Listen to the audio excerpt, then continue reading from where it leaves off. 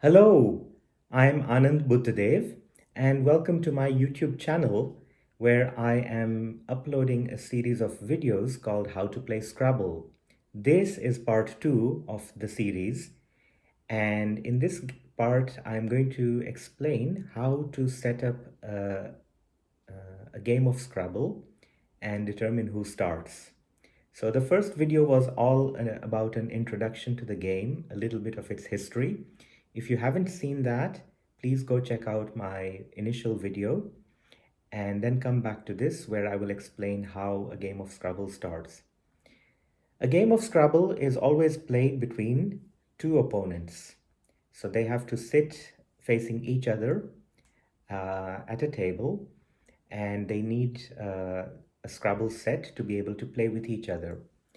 So what they need at a minimum is a board like this.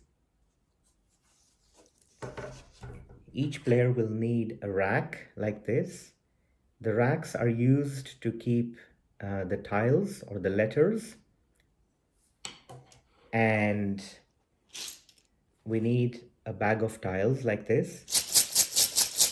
This is a bag containing 100 tiles, and on these tiles are printed some letters along with their scores. And finally, we also need a piece of paper and pen on which we will be recording the scores as the game progresses. So once the players are all ready to play, how do we determine which player goes first? So suppose I were playing you, my audience, then each player has to take one tile out of this bag and reveal this.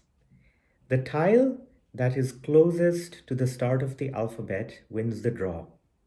For example, if one player were to draw a B for boy and the other player were to draw an L for London, then B wins the draw because B is closer to the start of the alphabet. It is closer to A. So let's look at an example. Suppose I draw one letter out of the bag and it's an O. I draw the tile O. Now you, my opponent, you put your hand in the bag, you take out another tile, and you draw an S for Sierra. Now between the S and the O, these two letters, the O comes before the S. It's closer to the start of the alphabet. So I win this draw and I will be starting this game because I drew the O. Sometimes it can happen that two players can both draw the same letter because there are more of some of the letters. There are 6 R's in the game, for example.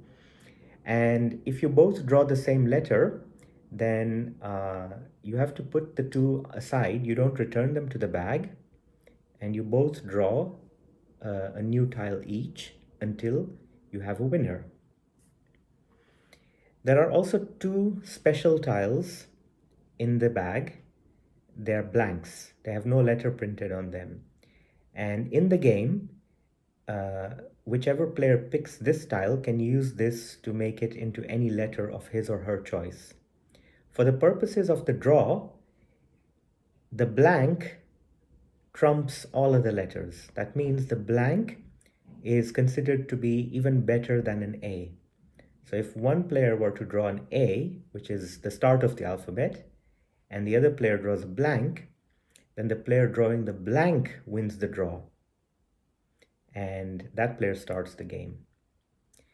So once we have determined who is going to start the game, both players return their tiles into the tile bag and the game can commence.